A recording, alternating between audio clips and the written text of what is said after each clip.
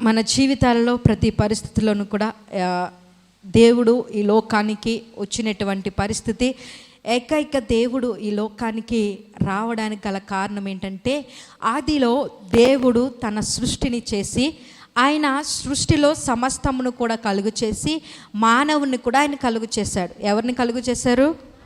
మానవుడిని ఆయన కలుగు చేసి సమస్తమును కూడా మీరు ఏలండి, మంచిగా నడిపించబడండి, నేను నీతో ప్రతిదినము కూడా మాట్లాడే స్థలముకు నేను వస్తాను అని ప్రత్యేకమైన స్థలమును కూడా దేవుడు వారికి ఏర్పాటు చేసి అనుదినము సహవాసము కలిగేటువంటి పరిస్థితిని దేవాతి దేవుడు ఆదిలో సృష్టించినటువంటి మానవునికి దేవునికి మధ్య సంబంధాన్ని ఆయన ఏర్పాటు చేశారు. అయితే ఆయన ఏర్పాటు చేసినటువంటి ఆ సంబంధము ఆజ్ఞను అతిక్రమించడంతో ఆదాము తన యొక్క జీవిత విధానములో దేవుని యొక్క ప్రణాళికను ఆయన తొలగిపోవడం వలన ఏమైందంటే, ఆయన యొక్క జీవిత పరిస్థితి వలన ప్రతి మానవుని పైన ఆ శిక్షా భారం కలిగింది. అయితే ఆ భారమును భరించడానికి, ఆ శిక్షను తొలగించడానికి ఇక మానవుని డైరెక్ట్గా నేను అనుసంధానము చేస్తే ఏ మానవుడు కూడా సరైనటువంటి రీతిలో నడిపింపబడడం లేదు కనుక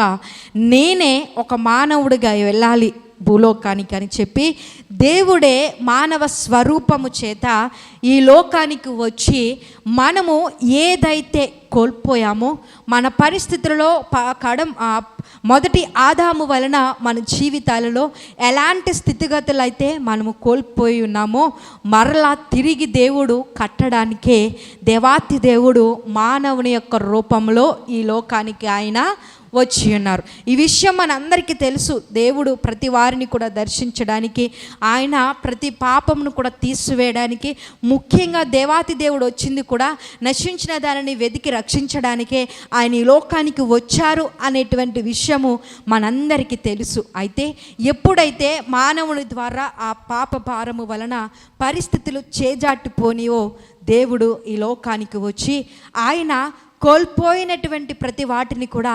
సమకూర్చబడ్డానికే ఈ లోకానికి ఆయన వచ్చి ఉన్నారు. హల్లెలూయా.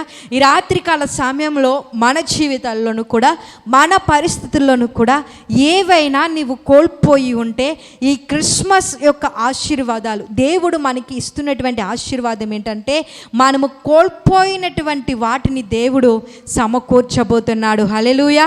నమ్మితే అందరూ కూడా హల్లెలూయా చెప్దామా?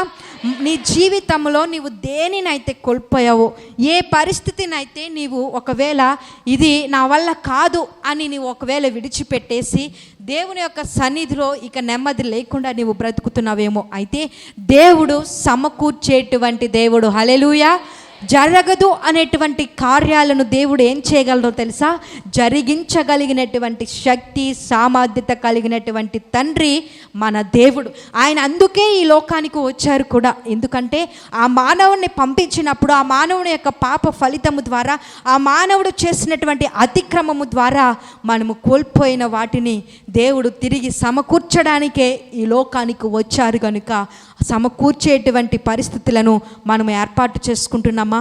కొన్ని పరిస్థితుల్లో మనము కూడా అనుకుంటాం, ఎంతగా ఆరాధన చేసేవారైనా, ఎంతగా ప్రార్థన చేసేవారైనా, ఎంతగా దేవుని సన్నిధికి వచ్చేవారైనా కానీ కొన్ని స్థితిగతులను బట్టి అనుకుంటాం, ఇక నా జీవితంలో ఈ కార్యము జరగదేమో అనుకుంటాం, ఇక మా బ్రతుకులు మారవేమో అనుకుంటాం, ఇక నా స్థితి ఇలాగే ఉండిపోతుందేమో అని మనం అనుకుంటాం. ఎందుకంటే మనకు ఎదురయ్యేటువంటి అపజయాలను బట్టి, మనకు ఎదురవుతున్నటువంటి వ్యతిరేకతలను బట్టి, మనకి ఎదురవుతున్నటువంటి పరిస్థితులను బట్టి మనము అలాగూ అనుకోండే పరిస్థితులు మనకి ఏర్పడతాయి. అయితే ఇక్కడ దేవుని యొక్క వాక్యంలోనూ కూడా దేవుని యొక్క దూత ప్రత్యక్షమై దేవుని సన్నిధిలో తన యాజకుడైనటువంటి వ్యక్తికి తెలియచేస్తుంటే ఆయన కూడా ఏమన్నాడంటే, నేను అలాగూ కార్యాన్ని పొందుకోవడానికి, అది మా జీవితంలో జరగడానికి మేము వృద్ధులము తండ్రి, ఇది ఎలాగూ జరుగుతుంది అని ఆయనలో ఉన్నటువంటి ఒక నిరాశ భావాన్ని తెలియచేసినప్పుడు ఆయన జీవితంలో కొన్నిటిని కోల్పోయి ఉన్నాడు. అయితే రాత్రికాల సమయంలో నేను దేవుని యొక్క వాక్య భాగంలో మనం చూస్తే లూకాసు సువార్త 1వ అధ్యాయము 13వ వచనాన్ని మనం చదువుదాం. అప్పుడు ఆ దూత అతనితో, జకర్యా భయపడకము, నీ ప్రార్థన వినబడినది, నీ భార్య అయిన ఎలీషబెతు నీకు కుమారుని కనును, అతనికి యోహాను అని పేరు పెట్టెదవు. అతడు ప్రభువు దృష్టికి గొప్పవాడై ద్రాక్షారసమైనను మద్యమునైనను త్రాగక తన తల్లి గర్భమున పుట్టినది మొదలుకొని పరిశుద్ధాత్మతో నిండుకొనిన వాడై ఇశ్రాయేలీలో అనేకులను ప్రభువైన వారి దేవుని వైపునకు త్రిప్పును. హల్లెలూయా. ఇక్కడ జకర్యా గారికి ఎవరు ప్రత్యక్షమయ్యారు చెప్పండి అమ్మా. నేనా? దేవుడా? దేవుని యొక్క దూత ప్రత్యక్షమై నీ ప్రార్థన నాకు వినబడినది అని ఆమె తెలియచేసింది. ఇక్కడ దేవుని యొక్క దూత ప్రత్యక్షమై ఆయన ప్రార్థన వినబడింది అని అంటే ఆయన దేవుని సన్నిధిలో ఏం చేస్తున్నాడు? నిద్రపోతున్నాడా? అందరూ చెప్పాలి. అందుకే నేను క్వశ్చన్స్ వేస్తాను, అందరూ మాట్లాడాలనే.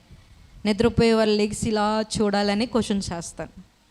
ఓకే, అందరూ కూడా అలర్ట్గా ఉందామా? అలర్ట్గా ఉండండి. ఇక్కడ జకర్యా గారి దగ్గరికి ఎవరు వచ్చారు? దేవుని దూత ఎందుకు వచ్చింది? జకర్యా గారు ఏం చేస్తున్నారు? Very good. జకర్యా గారు ప్రార్థన చేస్తున్నారు కనుక ప్రార్థించే వ్యక్తి దగ్గరికి దేవుని యొక్క దూత దిగి వచ్చింది. ఇప్పుడు ప్రార్థించేటువంటి ప్రతి ప్రార్థనను కూడా మనము కూడా దేవుని సన్నిధిలో ప్రార్థించాలి. ఇక్కడ జకర్యా ఎలిజబెత్ అనేటువంటి వారి జీవితంలో ఏం కొరత ఉందంటే, ఏం కొరత ఉంది? పిల్లలు లేరు. వారికి పిల్లలు లేరు, కానీ వీరు ఎక్కడ ప్రార్థన చేస్తున్నారు? ఎలిజబెత్ ఒక్కతే ప్రార్థన చేస్తుందా? సాటి అయిన సహాయం కూడా ఏం చేస్తున్నారు? ప్రార్థన చేస్తున్నారు. ఇప్పుడు ఇద్దరు ప్రార్థించుండగా జకర్యా గారు దేవుని యాజకుడుగా ఆయన ప్రార్థిస్తూ ఉండగా దేవుని దూత అతనికి ప్రత్యక్షమై ఇదిగో నీ ప్రార్థన నాకు వినబడినది అని జకర్యా గారికి దేవుని యొక్క దూత తెలియచేస్తుంటే బాగానే ఉంది, నా ప్రార్థన నీవు వింటున్నావని చెప్పి ఆయన సంతోషపడ్డాడు. కానీ అక్కడ మనము చూస్తే నీవు నీ భార్య అయిన ఎలిజబెత్ నీకు కుమారుని కనును, అతనికి యోహాను అను పేరు పెట్టుదువు, అతడు ప్రభు దృష్టికి గొప్పవాడై ద్రాక్షారసమైనను మద్యమైనను త్రాగక అనేకులను ప్రభు వైపుకు తిప్పుతాడు అని చెప్పి పుట్టకుండానే వాగ్దానం ఇచ్చారు. ఎవరిని గురించి? యోహాను గారు గురించి ఈయన వాగ్దానాన్ని ఇచ్చారు అని అంటే తల్లిదండ్రులు ఏం చేశారు? దేవుని సన్నిధిలో ప్రార్థన చేశారు కనుక వీరికి జవాబు దేవుని యొక్క సన్నిధిలోనే వీరికి దొరికింది. హల్లెలూయా. దేవుని యొక్క ప్రత్యక్షత పొందుకున్నటువంటి వారు ఎక్కడ పడితే అక్కడ దేవుని యొక్క ప్రత్యక్షత పొందుకోలేరు. ఎక్కడ పొందుకుంటామో తెలుసా? దేవుని యొక్క సన్నిధిలో మనము గడిపినప్పుడే, దేవుని ప్రసన్నతలో మనము గడిపినప్పుడే దేవుని యొక్క సన్నిధి మనకి కనిపిస్తుంది. అబ్రహాం గారు కూడా తన జీవితంలో ఆయన ప్రతి దినమును కూడా ఆయన దేవుని యొక్క సన్నిధి కొరకు పరిస్థితి దేవునితో మాట్లాడడానికి ప్రతి దినమును కూడా మధ్యాహ్నం నట ఆయన ఒక వృక్షము దగ్గరకు వచ్చి ఆయన ప్రార్థిస్తూ ఉండేవాడట, దేవుణ్ణి కలుసుకుంటూ ఉండేవాడంట. ఎందుకనంటే దేవుని యొక్క ప్రత్యక్షతను ఎరిగినవాడు ఎవరు? అబ్రహాం గారు. తన జీవితంలో వారు కూడా బిడలేనటువంటి పరిస్థితే, కానీ వారి పరిస్థితిని దేవుడు ఆశీర్వదించడానికి కొంత సమయము పట్టింది. కొన్ని పరిస్థితులు వారి జీవితంలో నెమ్మది లేకుండా చేసేసాయి. కానీ ఎప్పుడైతే దేవుని సన్నిధిలో వారు గడిపారో, ఎప్పుడైతే దేవుని యొక్క ప్రణాళిక చొప్పున ఆయన సన్నిధిలో ప్రార్థించడం మొదలు పెట్టారో అప్పుడు మూయబడిన ప్రతి ద్వారము కూడా తెరవబడింది. హల్లెలూయా. ఈ రోజున మన పరిస్థితులు కూడా మార్చబడ్డానికి, మన స్థితిగతులను కూడా దేవుడు మార్చాలని నీవు ఆశపడుతున్నావా? నీవు ఎవరి ప్రత్యక్షతలో బ్రతకాలో తెలుసా? దేవుని యొక్క ప్రత్యక్షతలో బ్రతకాలి. దేవుని యొక్క ప్రత్యక్షతలో మనం బ్రతకాలంటే ఇంటికాడ దేవుడా దేవుడా అని చెప్పేసి నిద్రపోతే వచ్చేస్తాయా? దేవుడా నువ్వే మాకు తోడుగొన్నావు తండ్రి అనుకుంటే దేవుడు సహాయం చేసేస్తారా? మనము కూడా మనవంతుగా మనం ఏం చేయాలి? దేవుని యొక్క ప్రసన్నతలో, దేవుని యొక్క సన్నిధిలో మనము గోజాడినట్లయితే దేవుడు నీ స్థితిని అంతటిని కూడా మార్చేస్తాడు. ఒరే నీ రాత మారిపోవాలా? అక్కడికి వెళ్ళు, చూపించుకో అని చాలామంది చెప్తారు. నీ బ్రతుకు మారిపోవాలా? అక్కడికి వెళ్ళి ఇలాగొచ్చేయి, నీ గుమ్మం ఇటుపక్క పెట్టు, నీ తల ఇటుపక్క పెట్టు, నీ తోక ఇటుపక్కకు పెట్టు అని అందరూ చెప్తారు. కానీ తల, తోక, గుమ్మము, వాకిటి అన్నీ నువ్వు పెట్టినా కానీ దేవుని యొక్క సన్నిధి నీతో లేకపోతే, దేవుని యొక్క సన్నిధి యొక్క అనుభవము నీవు చూడకపోతే, ఆయనలో ఉన్నటువంటి సంతోషము నీవు పొందుకోవాలని ఆశపడితే నీవు ఎవరి ప్రత్యక్షతలో బ్రతకాలి? దేవుని యొక్క ప్రత్యక్షతలో మనము బ్రతకాలి, దేవుని యొక్క సన్నిధిలో మనము ప్రార్థించాలి. ఇక్కడ జకర్యా గారు కూడా మనము 1వ అధ్యాయము, లూకాసు వార్త 1వ అధ్యాయము 10వ వచనాన్ని ఒకసారి మనం చూద్దామా?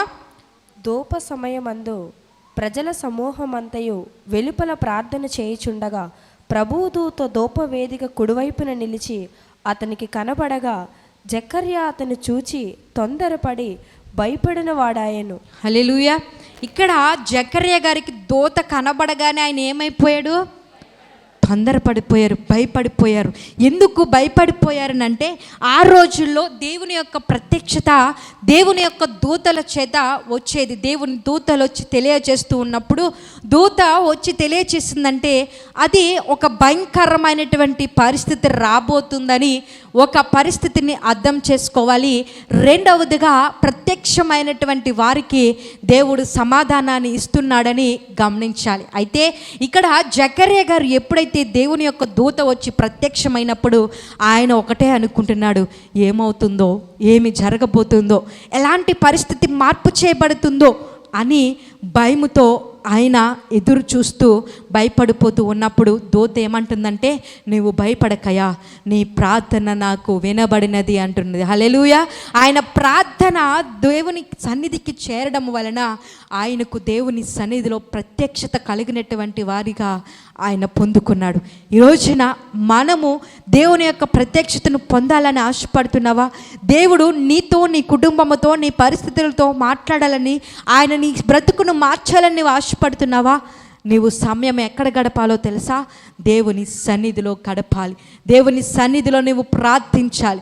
దేవుని సన్నిధిలో నీవు గడిపినట్లయితే దేవుడు నీ పరిస్థితిని అంతటిని కూడా ఆయన మార్చివేస్తాడు. అప్పుడు ఆ ప్రార్థన ఆయనకు వినబడినప్పుడట 14వ వచనాన్ని మనం చూస్తే 17వ వచనం ఒకసారి చదువుదామా? 17వ వచనాన్ని చదువుదాం. మరియు అతడు తండ్రుల హృదయములను పిల్లల తట్టునకును ఔదేయులను నీతిమంతుల జ్ఞానమును అనుసరించుటకును త్రిప్పి ప్రభువు కొరకు ఆయత్తపడి ఉన్న ప్రజలను సిద్ధపరచుటకై ఏలియా యొక్క ఆత్మయు శక్తియు గలవాడై ఆయనకు ముందుగా వెళ్ళిన గనుక నీకు సంతోషమును మహా ఆనందమును కలుగును. అతడు పుట్టినందున అనేకులు సంతోషింతురనెను. జకర్యా, ఇది నాకు ఎలాగూ తెలియను, నేను ముసలివాడను, నా భార్యయు బహుకాలము గడిచినదని ఆ దూతతో చెప్పగా, దూత నిన్ను దేవుని సముఖమందు నిలుచు గాబ్రియేలును నీతో మాట్లాడుటకును ఈ సువర్తమానము నీకు తెలుపుటకును పంపితిని. హల్లెలూయా. ఇక్కడ దేవుని యొక్క దూత ఆయనకు తెలియచేస్తుంది ఏంటంటే, ఇదిగో నీకు పుట్టబోయేటటువంటి బిడ్డ అనేకులను రక్షించడానికి ఒక వారధిగా ఉంటాడు. అతని వల్ల నువ్వు సంతోషాన్ని చూస్తావు, అతని వల్ల అనేక జనములు సంతోషపడతాయి అని చెప్పి దూత ఆ కుమారుడి కొరకు తెలియచేస్తుంటే, నీవు కూడా ఆనందాన్ని పొందుతావు అని ఆ బిడ్డ గురించి తెలియచేస్తుంటే ఆయన ఏమంటున్నాడో తెలుసా? ఇది మాకెలాగూ జరుగుతుంది తండ్రి, మేము బహుకాలము గడిచిన వారము కదా, మేము వృద్ధాప్యంలో ఉన్నాము కదా, ఇది మాకెలాగూ జరుగుతుంది అని ఆయన ప్రశ్నించుకునేటువంటి రీతిని బట్టి, ఆయన జీవిత పరిస్థితిని బట్టి ఆయన తెలియచేస్తుంటే, దేవుని యొక్క దూత ఏమని సెలవిస్తుందంటే, నేను దేవుని యొక్క సముఖమునందు నిలుచు గాబ్రియేలును నీతో మాటలాడుటకు ఈ వర్తమానము సువార్తమానము నీకు తెలుపుటకు నేను దేవుని యొద్ద నుంచి పంపబడితిని అని సెలవిస్తుంది. హల్లెలూయా. ఎందుకు మనము ఈ వాక్యాన్ని మనం ఈ రాత్రికాల సమయంలో జ్ఞాపకము చేసుకుంటే, ఇది మాకు ఎలాగూ జరుగుతుంది తండ్రి అని జకర్యా గారు ఆయనలో కొన్ని ప్రశ్నలు ఉన్నాయి. ఎందుకంటే ఆయనకున్నటువంటి వృద్ధాప్యమును బట్టి ఆయనలో ప్రశ్నలు ఉన్నాయి. ఆయన కలిగినటువంటి జీవిత విధానంలో, ఆయన జీవితంలో కనవలసినటువంటి సమయంలో తన భార్య గర్భము ధరించకపోవడము వలన, సమయము మించుకుపోవడం వలన ఆయనలో ప్రశ్న వచ్చేసింది, మేము ముసలి వాళ్ళము కదా తండ్రి, ఇది ఎలాగూ జరుగుతుంది అనేటువంటి ప్రశ్న ఆయనకు కలిగినప్పుడు ఆయన ఒక్కటే ఆయన తెలియచేస్తున్నాడు, సువార్తమానమును నీకు పంపుతున్నాను, కోల్పోయినటువంటి దానిని నేను తిరిగి కట్టబోతున్నానని చెప్పి దేవుడు దూత చేత హెచ్చరింపబడినప్పుడు ఆయన ఆ విషయాన్ని విషయాన్ని నమ్మలేకపోయాడు. ఆ విషయాన్ని గ్రహించలేక దేవుని సన్నిధిలో ఒక విషయాన్ని ఆయన అనుకుంటున్నాడు, ఇక మా జీవితంలో జరగదేమో అనేటువంటి పరిస్థితికి ఆయన వెళ్ళిపోయి అవిశ్వాసము చేత తన నోటి మాటను కూడా కోల్పోయాడు. హల్లెలూయా. ఈ రోజున మన బ్రతుకుల్లోనూ కూడా ఇక సమయం అయిపోయింది, నా భవిష్యత్తు ప్రణాళికకు కావలసినటువంటి టైం దాటిపోయింది, నా వయసు మించిపోయింది, ఇక మా పరిస్థితులు అయిపోయాయి, ఇక ఏవి జరగవు అనేటువంటి స్థితికి మన వ్యక్తిగత పరిస్థితులను బట్టి మనము కూడా అనుకుంటూ ఉంటాం, ఇక అన్నీ కూడా చేజారిపోయాయి అనేటువంటి స్థితికి వెళ్ళిపోతాం. కొంతమంది కూడా అనేటువంటి విషయం ఏంటంటే, లోకంలో ఉన్నటువంటి మాట ఏంటంటే, చేతులు కాలిన తర్వాత ఆకులు పట్టుకుంటే లాభం ఏంటి అంటారు. అంటే ఇక జీవితంలో అన్నీ కోల్పోయిన తర్వాత, జీవితంలో అన్నీ అయిపోయిన తర్వాత ఇక మనం రక్షింపబడాలని కోరుకుంటే ఇక లాభం ఏంటి అనేటువంటి ప్రశ్నకు మనము చాలా సందర్భాల్లో వెళ్ళిపోతూ ఉంటాం. కానీ ఇక్కడ జకర్యా గారు, ఎలిజబెత్ గారి యొక్క జీవిత విధానంలోనూ కూడా అదే ప్రశ్న రేకెత్తిందేమో. ఒకవేళ మా జీవితంలో అన్నీ అయిపోయాయి అనేటువంటి ప్రశ్న వలనే వారి జీవితంలోనూ కూడా ఇది మాకు ఎలాగూ జరుగుతుంది అనేటువంటి పరిస్థితి వారికి కలిగింది. ఈరోజున నీ జీవిత పరిస్థితిని బట్టి కూడా, నీ నిరాశను బట్టి కూడా, నీ జీవితంలో దాటిపోయింది ఇక పరిస్థితి అనేటువంటి పరిస్థితికి నీవు వెళ్ళిపోయావా? నిరాశలో ఉన్నావా? నీ బ్రతుకు, నీ పరిస్థితి, నీ కుటుంబ స్థితి మార్చబడదు అనేటువంటి ఒక భయంకరమైనటువంటి దుఃఖంలోనికి నీవు వెళ్ళిపోయావా? దేవుడు నీతో మాట్లాడుతుంది ఏంటో తెలుసా?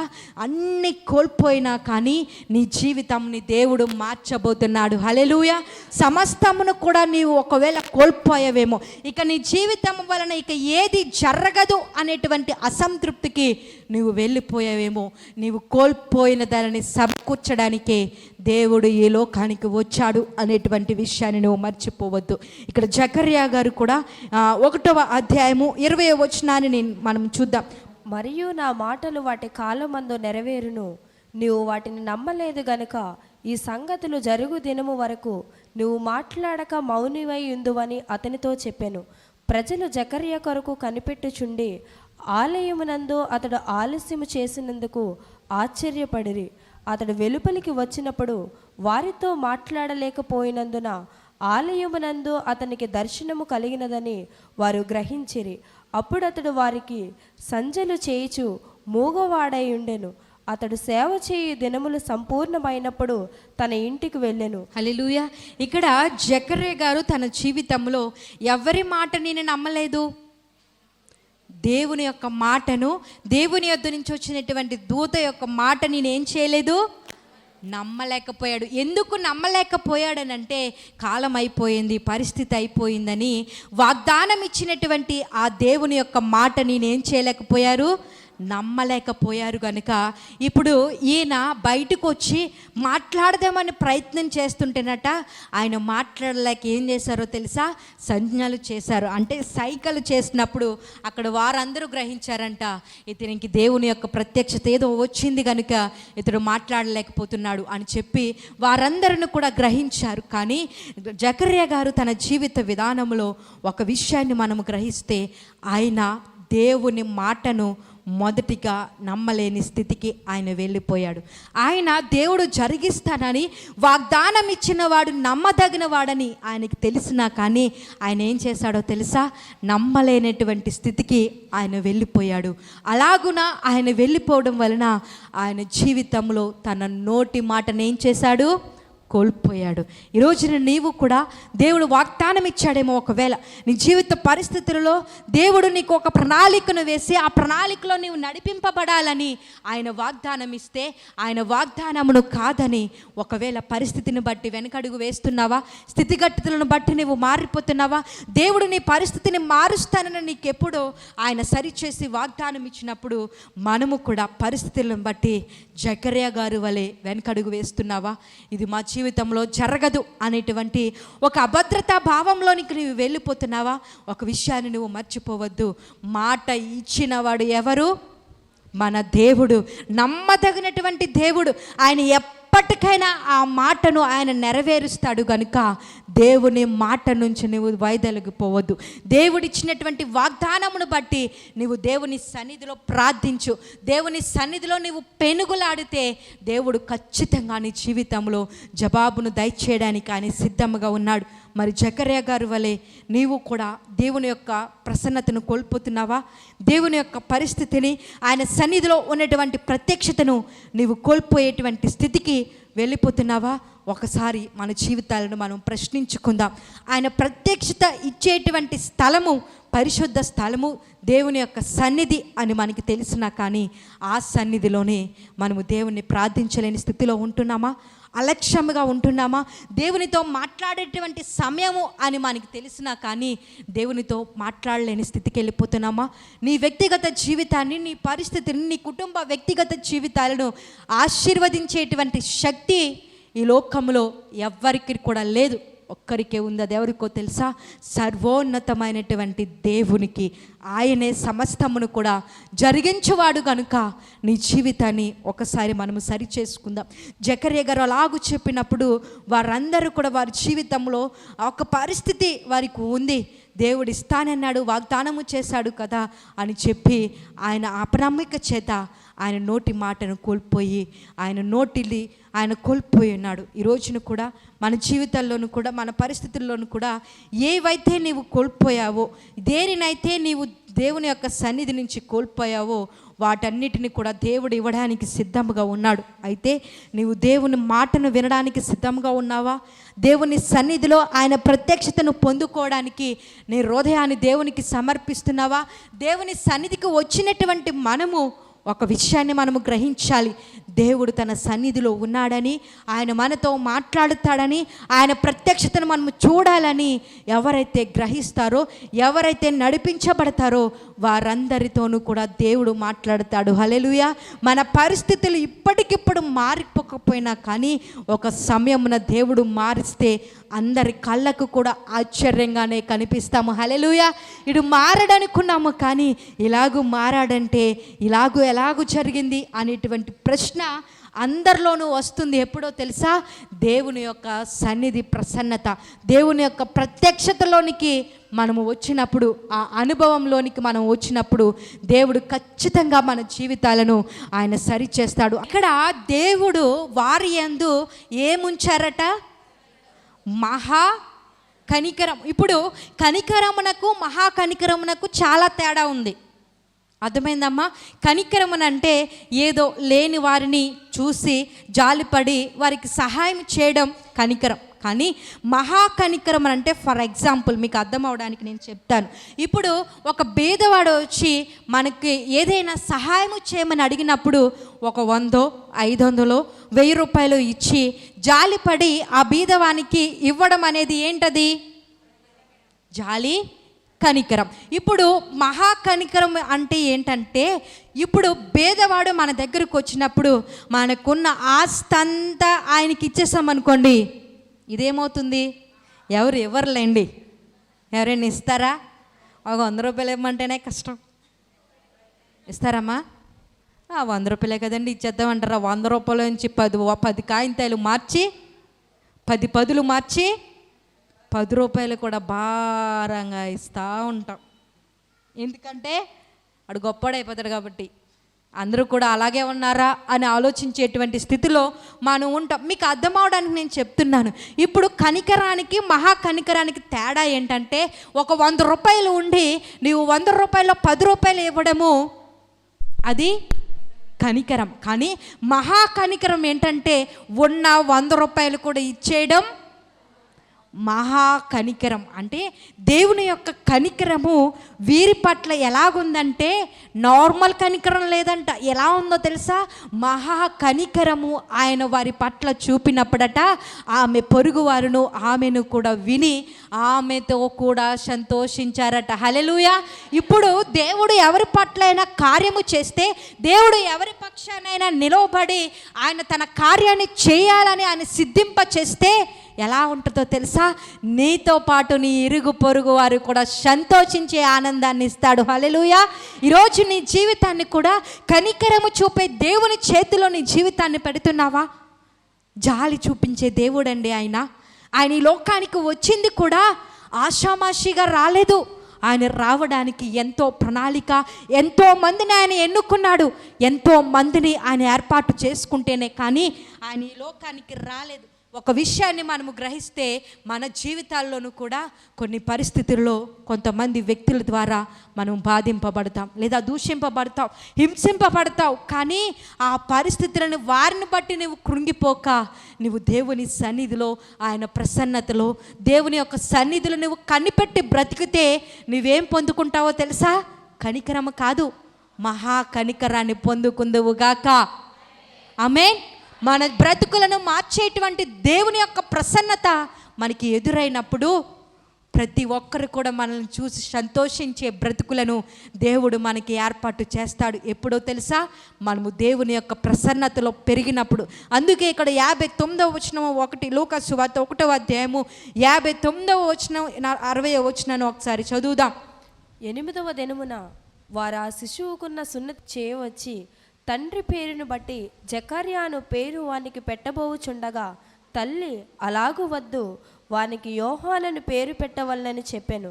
అందుకు వారు, నీ బంధువులలో ఆ పేరు గలవాడెవడునూ లేడే అని ఆమెతో చెప్పి, వానికి ఏ పేరు పెట్టగోరుచున్నావని వాని తండ్రికి సంజలు చేసి అడిగిరి. అతడు వ్రాత పలక తెమ్మని వాని పేరు యోహానని వ్రాసెను. అందుకు వారందరూ ఆశ్చర్యపడిరి. వెంటనే అతని నోరు తెరవబడి నాలుక సడలి అతడు దేవుని స్తుతించుచు మాట్లాడసాగెను. అందును బట్టి వారి చుట్టుపట్ల కాపురమున్న వారందరికీ భయము కలిగెను. ఆ సంగతులన్నీ యోదయ కొండసీమల యందంతటా ప్రచురమాయెను.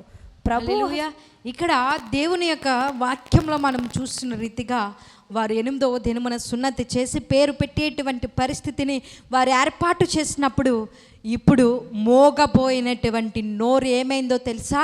ఆయన వ్రాయుచుండగా ఏమైంది? తెరవబడింది. ఇప్పుడు అక్కడ ఉన్నటువంటి ప్రజలందరూ కూడా ఏమనుకుంటున్నారంటే ఇక్కడ ఏదో అద్భుతం జరిగింది, ఇక్కడ ఏదో ఆశ్చర్యం జరిగింది అని చెప్పి అక్కడ ఉన్నటువంటి ప్రజలందరికీ కూడా ఏం కలిగిందో తెలుసా? భయం కలిగిందంటే. ఎందుకు భయం కలిగిందంటే నోరు మూయబడినటువంటి పరిస్థితి, కోల్పోయినటువంటి పరిస్థితి ఇప్పుడు ఏం చేయబడిందో తెలుసా? తెరవబడింది, సమకూర్చబడింది. ఈ రోజున క్రీస్తు కూడా మన జీవితాలకు ఆయన వచ్చింది ఎందుకో తెలుసా? ప్రతి వాటిని కూడా కోల్పోయినటువంటి వాటిని ఆయన సమకూర్చడానికే ఈ లోకానికి వచ్చాడు. ఎప్పుడైతే ఆయన దేవుని యొక్క సన్నిధిలో ఆయన పలక మీద వ్రాస్తుండగా, యోహాను అని ఆయన పేరును వ్రాస్తుండగానే ఆయన నోరు తెరవబడి పలికినప్పుడు అందరూ కూడా సంతోషము చెందారు. ఈ రోజున కూడా నీ బ్రతుకు ఒకవేళ బాలేదా, నీ పరిస్థితులు బాలేదా, ఒకవేళ సమయము ఒకవేళ వేచించి ఉందేమో ఆ పరిస్థితి నుంచి నువ్వు వెళ్ళడానికి, కానీ ఆ పరిస్థితిని ఎదుర్కొనేటువంటి స్థితిలో నువ్వు ఒకటే విశ్వాసం ఉంచాలి. ఏంటో తెలుసా? నా దేవుడు నమ్మదగినవాడు అని నమ్మాలి. హల్లెలూయా. నా దేవుడు మహా కనికరము గలవాడని ఏం చేయాలి? మనము నమ్మినట్లయితే దేవుని కృప మనకి తోడుగా ఉంటుంది. హల్లెలూయా. ఇప్పుడు దేవుని యొక్క హస్తమట వారికి తోడై ఉండడం వలన యోహాను గొప్ప అభిషక్తుడిగా మార్చబడ్డాడు.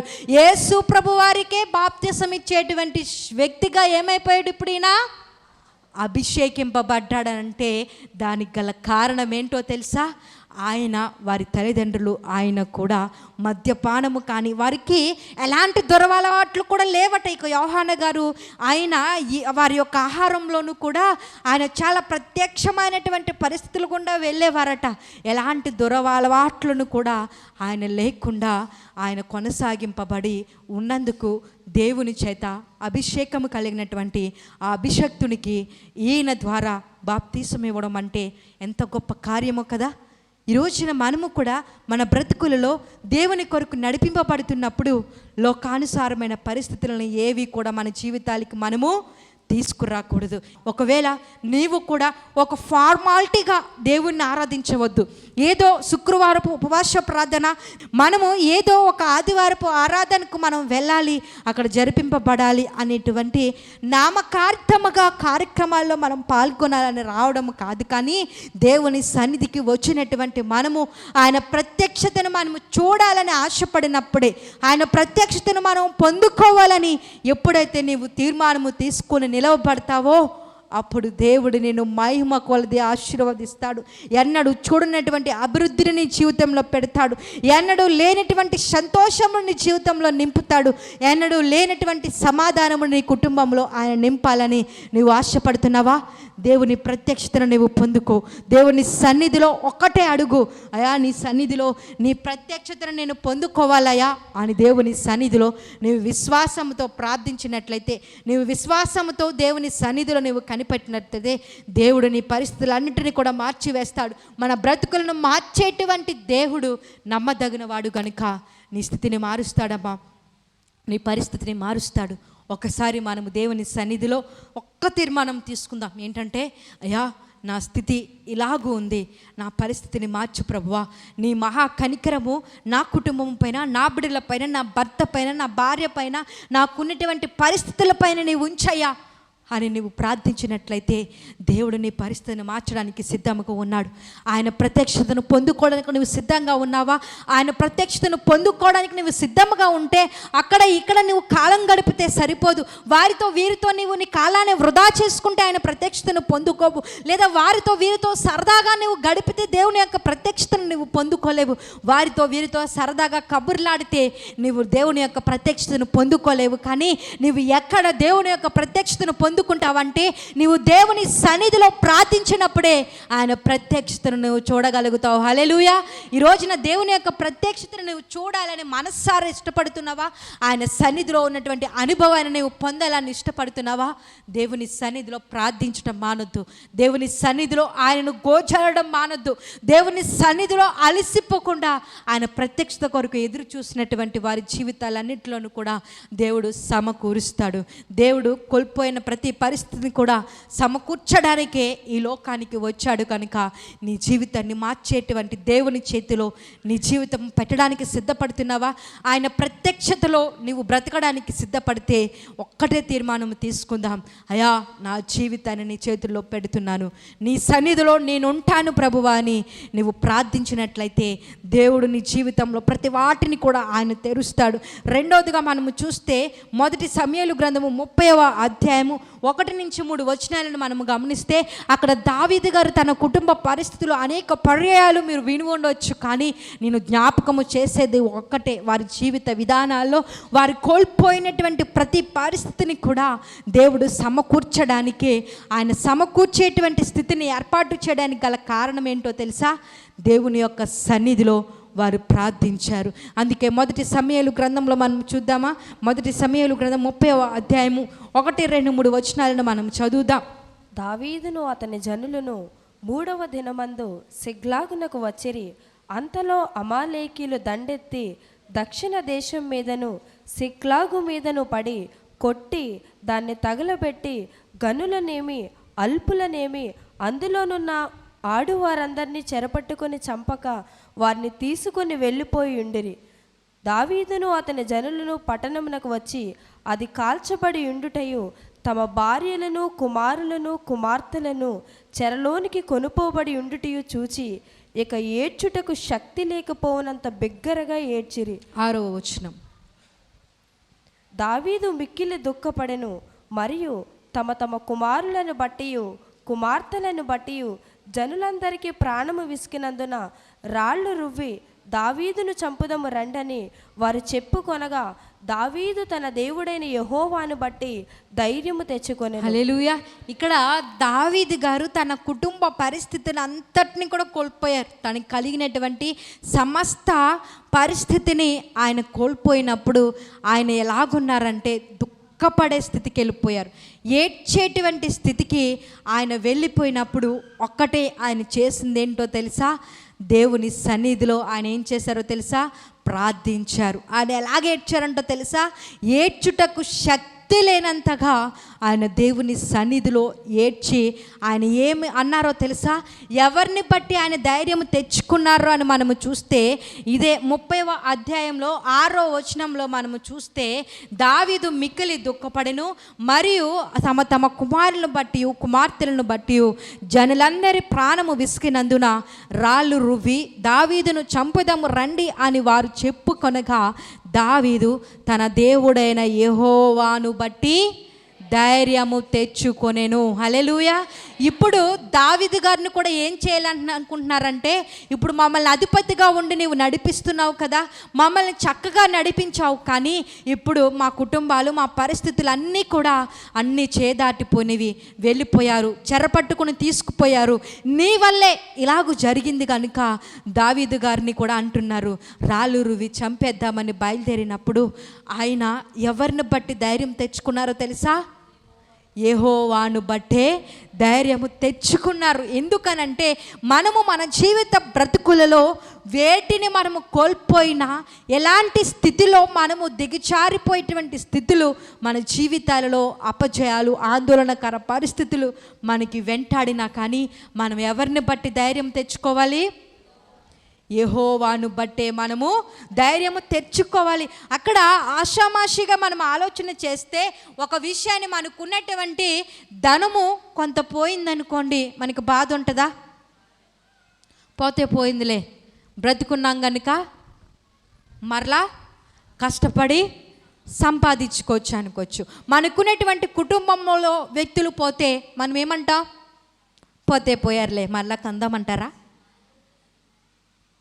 ఏమంటా? బాధపడతారమ్మా? ఏడుస్తారా? దుఃఖపడతారా?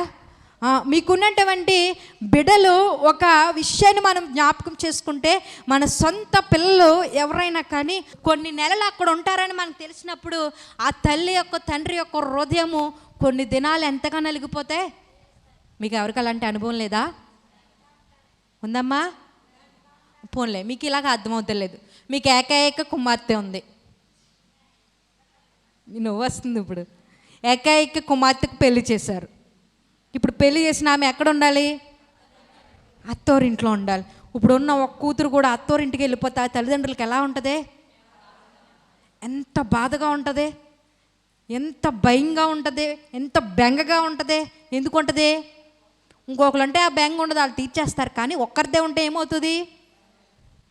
బెంగ, బాధ, భయము, ఆందోళన.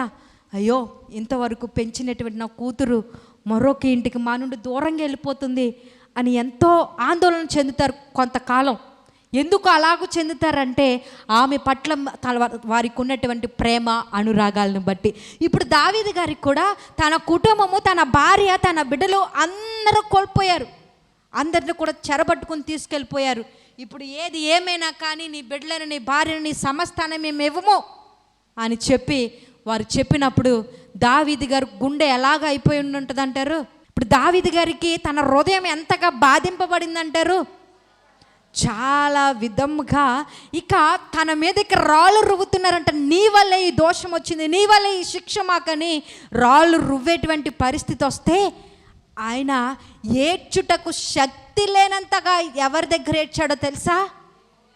మనుషుల దగ్గర ఆయన ఏడలే, వారి తల్లిదండ్రుల దగ్గర ఆయన ఏడలేదు, తన భార్య దగ్గర ఆయన ఏడలేదు, తన భర్త దగ్గర ఆమె ఏడలేదు. ఎక్కడ ఏడ్చాడో తెలుసా? ఎక్కడ ఏడుస్తే విడుదల వస్తుందో, ఎక్కడ ఏడుస్తే సమాధానము దొరుకుతుందో, ఎక్కడ ఏడుస్తే పరిస్థితి మార్చబడుతుందో అక్కడికే వెళ్ళి మోకరించి ఏడుస్తున్నాడు. అయ్యా, నీవు నాకు సహాయము చేయి, నీవు పరిస్థితిని మార్చయ్యా అని ఆయన యెహోవాను బట్టి ధైర్యము తెచ్చుకుని ప్రార్థించినప్పుడు కోల్పోయిన వాటన్నిటినీ దేవుడు సమకూర్చేశాడు. హల్లెలూయా. ఈరోజున దేవుడు నీ జీవితాన్ని కూడా, ప్రతి పరిస్థితిని కూడా సమకూర్చడానికే ఆయన ఈ లోకానికి వచ్చాడమ్మా. భయంతో, ఒకవేళ ఆందోళన చేత, దిగులు చేత నలిగిపోతున్నావా? ఇక నా పరిస్థితి మారదు, నా స్థితి మారదు అనేటువంటి పరిస్థితికి నీవు వెళ్ళిపోతున్నావా? లేదు తల్లి, లేదన్నా, దేవుడు నీ పరిస్థితిని మార్చడానికి వచ్చాడు. నువ్వు దేవుని సన్నిధిలో ప్రార్థించు, అడుగు, గోచాడు, దేవుణ్ణి బట్టి ధైర్యం తెచ్చుకో. ఒకవేళ ధైర్యము లేనటువంటి పరిస్థితులు నిన్ను వెంబడిస్తున్నాయా? నీ స్నేహితుల వలన కొన్ని మాటలు నువ్వు పడుతున్నావా?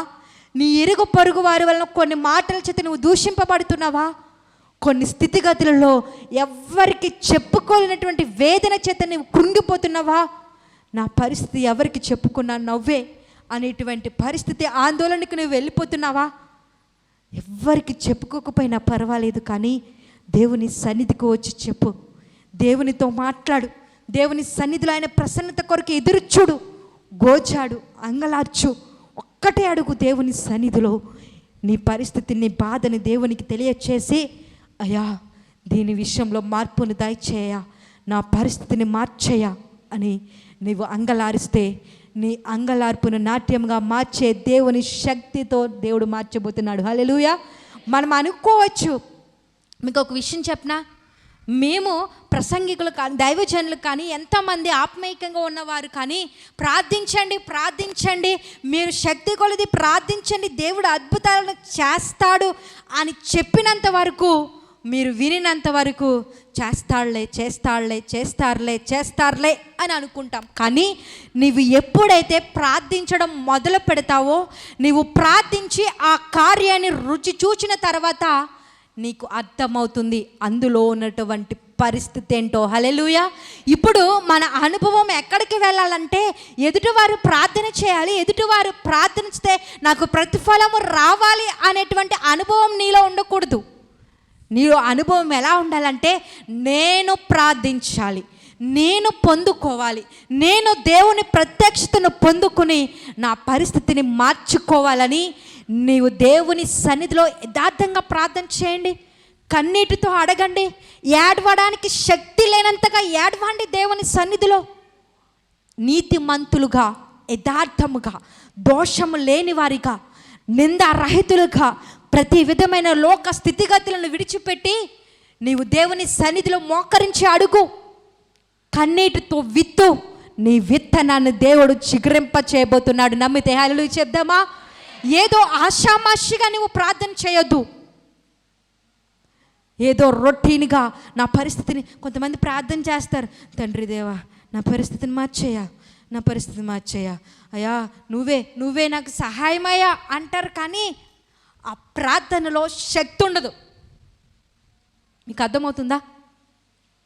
ప్రార్థన చేస్తాము కానీ ప్రార్థించే విధానముగా మనం ప్రార్థించకపోవడం వలనే జవాబును పొందుకోలేని స్థితిలో ఉన్నామేమో. దేవుని సన్నిధిలో మనం ఎలా ప్రార్థించాలో తెలుసా? దేవుని సన్నిధికి వచ్చినటువంటి వ్యక్తులు ఎలాగుండాలో తెలుసా? నీవు ఏదైనా చేయగలవాడవు కదయ్యా, నా స్థితిని చూడయా అని అంగలార్చినప్పుడు. అందుకే సమూయేలు గారు తల్లి ఎలాగ ప్రార్థించిందంట, ఆమె మనోదుఃఖము చేత ప్రార్థన చేసిందంటే. ఇప్పుడు ఈవిడ ప్రార్థన చేస్తుంటే ఆయన అంటున్నాడు యేసు వచ్చేసింది అనుకుంటున్నాడు. దైవజనులు ఏమనుకుంటున్నారు అక్కడ? కొంచెం యేసు వచ్చేసిందేమో అనుకుని ఇప్పుడు ఆయన అనుకుంటున్నాడు. కానీ ఆమె ఏలాగా ఏడ్చిందో తెలుసా? ఏడవడానికి శక్తి లేనంతగా. అంటే ఇక నా పరిస్థితిని మార్చు ప్రభువా అని ఇక ఆమె ప్రార్థించగా దేవుడు గొప్ప ప్రవక్తను లేపుకున్నాడు. దావీదు గారు కూడా ఇలాగే చేశారట. ఏం చేశారో తెలుసా? ఆయన ఏడవడానికి శక్తి లేనంతగా ఆయన బిగ్గరగా ఏడుస్తూ గోజాడుతుంటే ఆ పరిస్థితిని అంతటినీ మార్చేశాడు దేవుడు. హల్లెలూయా. ఇప్పుడు జకర్యా గారు కూడా దేవుని యొక్క ప్రత్యక్షతలో, దేవుని యొక్క సన్నిధిలో ప్రార్థించుండగా నిరాశ కలిగిన జీవితాన్ని చిగురింప చేశాడే. నీ జీవితాన్ని దేవుడు చిగురించలేడా? నీ బ్రతుకును దేవుడు మార్చలేడా? నీ పరిస్థితిని దేవుడు మార్చలేడా అనుకుంటున్నావా? లేదు తల్లి, దేవుడు నీ పరిస్థితిని మారుస్తాడనా? దేవుని సన్నిధిలో గోచాడి అడిగే అనుభవం నీకుందా? దేవుని సన్నిధిలో ప్రార్థించేటువంటి అనుభవం నీకుందా? ఎప్పుడో ఒకసారి ప్రార్థించే పరిస్థితి బాలేనప్పుడు దేవుని సన్నిధికి రావడం, అనారోగ్యం వచ్చినప్పుడు దేవుని బాబియా నువ్వు తప్ప నాకెవరు సహాయం చేయలేరు బాబియా అనేటువంటి స్థితికి వెళ్ళిపోతూ, దేవుడు ఆరోగ్యము, ఆయుష్, అందము అంతా ఇచ్చిన తర్వాత దేవుడు లేరు, ఎవరు లేరు అనేటువంటి పరిస్థితికి వెళ్ళిపోతున్నామా? జాగ్రత్త. దేవుని సన్నిధిలో మనం ఎలాగూ ప్రార్థించాలో తెలుసా? ఏడవడానికి శక్తి లేనంతగా నీవు ప్రార్థించి ఒకసారి ట్రై చేయండి. ఇంతగా దైవజనులు చెప్తున్నారు కదా, పోతే పోయింది, పాపాలని విడిచిపెట్టి యథార్థంగా బ్రతుకుతూ దేవుని సన్నిధిలో మోకరించి గోజాడు అడుగుదాం అని ట్రై చేయండి. జవాబును పొందకపోతే వచ్చి నన్ను అడగండి. హల్లెలూయా. దేవుని సన్నిధిలో యథార్థముగా ప్రార్థించినప్పుడు అన్ని అద్భుతాలనే చూస్తావు. హల్లెలూయా. ఆ అనుభవం నీలో ఉందా? ఆ ప్రార్థన శక్తి అనుభవం నీ జీవితంలో ఉందా? నీ కుటుంబంలో ఉందా? దేవుని సన్నిధిలో అట్టి అనుభవంలోనికి మనం వెళ్దాం. దేవుని సన్నిధికి వచ్చినటువంటి మనము దేవుని యొక్క సన్నిధిలో మనం ఒక్కటే మనం మనగలి మనము కోల్పోయిన ప్రతి దాన్ని కూడా సమకూర్చే శక్తి దేవునికి ఉంది అనేటువంటి విషయాన్ని మనం మర్చిపోవద్దు. దేవుని యొక్క సన్నిధిలో ఆయన సమస్తమును కూడా నమ్మదగిన వాడని, ఆయన దయచేస్తాడు అనేటువంటి విశ్వాసము మనలోనికి వెళ్ళకుందుము గాక. హల్లెలూయా. ఉదయకాల సమయంలో నేను బైబిల్ చదువుతున్నప్పుడు ఒక వాక్య భాగం నాకు బాగా నా మనసుకు తాకింది. ఏంటంటే, మీరు ఓర్మి లేనటువంటి వారిగా ఉన్నట్లయితే మీరట దేవుని యొక్క ఆత్మను సంతోషపరచనేరరు అని దేవుని యొక్క వాక్యం సెలవిస్తుంది. ఎందుకు అలాగున దేవుని యొక్క వాక్యం సెలవిస్తుందంటే, దేవుడి యొక్క సన్నిధిలో మనము ఓర్మితో ఉండవలసినటువంటి అవసరత మనకుంది. కొన్ని పరిస్థితులను బట్టి మనం ఏం చేస్తామో తెలుసా? మన స్థితిగతులలో దేవుని చేత నడిపింపబడుతున్నటువంటి మనము కూడా కొన్ని పరిస్థితులను బట్టి వెనకడుగు వెళ్ళిపోతాం. హెబ్రీయులకు రాసినటువంటి పత్రిక 10వ అధ్యాయము 34 నుంచి 39 వచనాలను ఒకసారి మనం చదువుదామా? ఎలాగనగా మీరు ఖైదీలో ఉన్న వారిని కరుణించి మీకు మరీ శ్రేష్టమైనదియు స్థిరమునైనదైన స్వాస్యమునైనది ఎరిగి మీ ఆస్తి కోల్పోవుటకు సంతోషంగా ఒప్పుకోండి. 35వ వచనం. కాబట్టి మీ ధైర్యమును విడిచిపెట్టకుడి, దానికి ప్రతిఫలముగా గొప్ప బహుమానము కలుగును. మీరు దేవుని చిత్తమును నెరవేర్చిన వారై వాగ్దానము పొందు నిమిత్తము మీకు ఓర్మి అవసరమై ఉన్నది. ఇక కాలము బహు కొంచెముగా ఉన్నది. వచ్చుచున్నవాడు ఆలస్యము చేయక వచ్చును. నా ఎదుట నీతిమంతుడైన వాడు విశ్వాస మూలముగా జీవించును, కానీ అతడు వెనుతీసిన ఎడల అతని యందు నా ఆత్మకు సంతోషముండదు. అయితే మనము నశించుటకు వెనుతీయు వారము కాము, కానీ ఆత్మను రక్షించుకొనుటకు విశ్వాసము కలిగిన వారమై ఉన్నాము. హల్లెలూయా. ఇక్కడ దేవుని యొక్క చిత్తము ప్రకారము నశించినటువంటి మనల్ని దేవుడు రక్షించడానికి ఆయన ఈ లోకానికి వచ్చాడు కదా. ఇక్కడ పరిస్థితులను బట్టి మీకున్నటువంటి ఆ పరిస్థితులు అధైర్యము చెందేటువంటి పరిస్థితులను బట్టట మనము ఏం చేయాలో తెలుసా? వెనకడుగు వేయకూడదట. అందుకే 37వ వచనంలో మనము చూస్తే, ఇక కాలము బహు కొంచెముగా ఉన్నది, వచ్చుచున్నవాడు ఆలస్యము చేయక వచ్చును.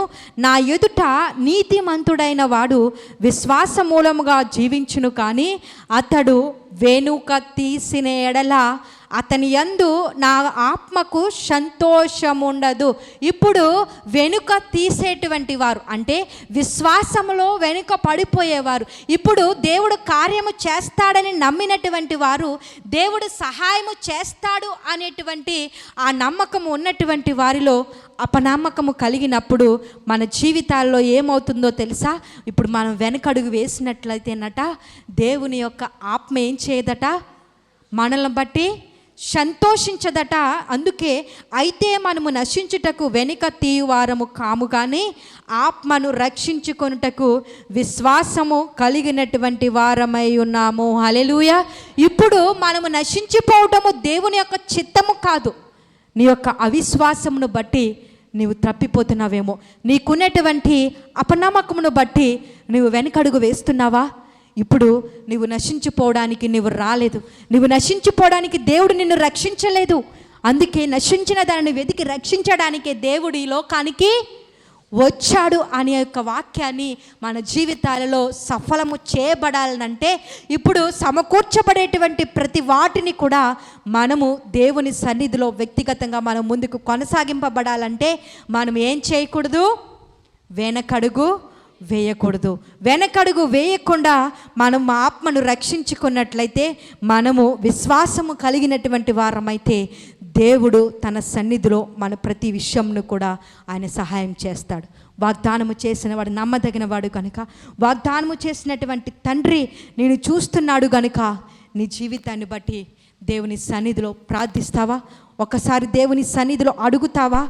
నీవు ఒకవేళ పరిస్థితుల ప్రభావమును బట్టి, నీ స్థితిగతులను బట్టి విశ్వాసంలో వెనకడుగు వేస్తున్నావా?